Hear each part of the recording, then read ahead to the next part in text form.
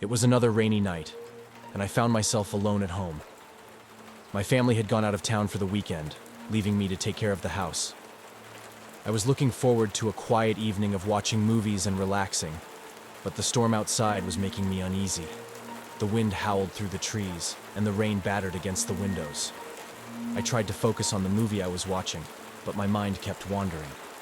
Every creak and groan of the house made me jump, and I couldn't shake the feeling that I wasn't alone. I was halfway through my second movie when I heard a knock at the door. It was strange to get a visitor this late, especially in such bad weather. I paused the movie and went to the door, peering through the peephole. There was a man standing on my porch, soaked to the bone. He looked disheveled and desperate.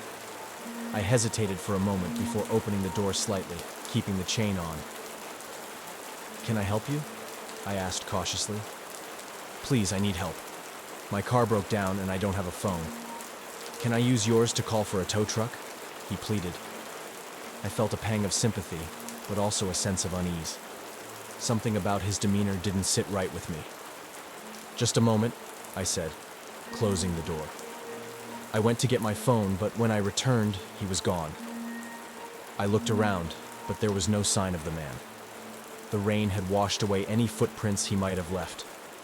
I shrugged it off and went back to my movie, but I couldn't shake the feeling that something was wrong. An hour later, I heard another noise, this time from the back of the house. I grabbed a flashlight and went to investigate, my heart pounding in my chest. As I walked through the kitchen, I saw a shadow move outside the window. I quickly turned off the lights and ducked down, peering out into the darkness. The man was back, and he was trying to get into the house. I crept to the living room and grabbed my phone, dialing 911 with trembling hands. I whispered my situation to the operator, who assured me that help was on the way.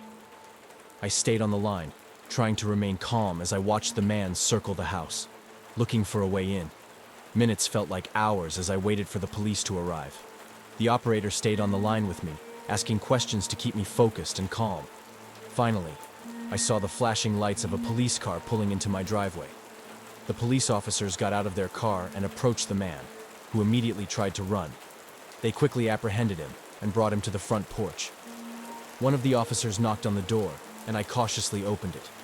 "Are you okay?" the officer asked. "Yes, thank you. I was so scared," I replied, my voice shaking. The officer nodded. "We'll take him in for questioning. He doesn't seem to have any ID on him, but we'll find out who he is." The next day, I received a call from the police. They had identified the man and a record of breaking and entering. He had been living out of his car and had likely targeted my house because it appeared empty and isolated. The officer assured me that he was in custody and wouldn't be able to harm anyone else. I felt a sense of relief, but the experience had left me shaken to my bones.